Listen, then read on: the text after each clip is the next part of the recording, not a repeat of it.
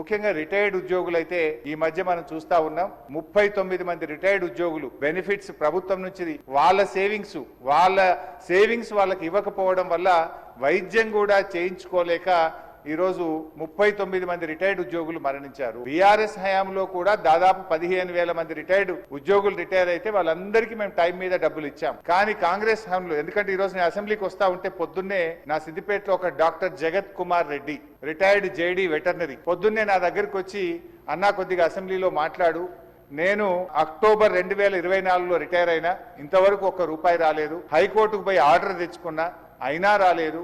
హైకోర్టులో కంటెంప్ట్ వేస్తే కూడా వాయిదాలు అడుగుతూ ప్రభుత్వం మమ్మల్ని ఇబ్బందులు పెడతా ఉంది.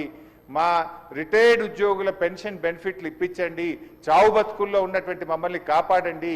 35 ఏళ్లు ప్రభుత్వానికి సేవ చేసినటువంటి రిటైర్డ్ ఉద్యోగులను ఈ రకంగా వేధించడం ప్రభుత్వానికి తగదు, దయచేసి ప్రభుత్వం దృష్టికి తీసుకుపోండి అని చెప్పి పొద్దున్నే నా ఇంటికి 7 గంటలకే వచ్చి కూర్చున్నాడు సార్. నేను బయటకు వచ్చేసరికి ఏంది ఇంత పొద్దున్న వచ్చినావంటే, ఇట్లా ఉందన్న ఆరోగ్యం బాగాలేదని చెప్పమంటే బట్టి గారికి చెప్తా తప్పకుండా ఈ రోజు నేను మాటించి వచ్చి ఈ రోజు చెప్తా ఉన్నాను అధ్యక్ష.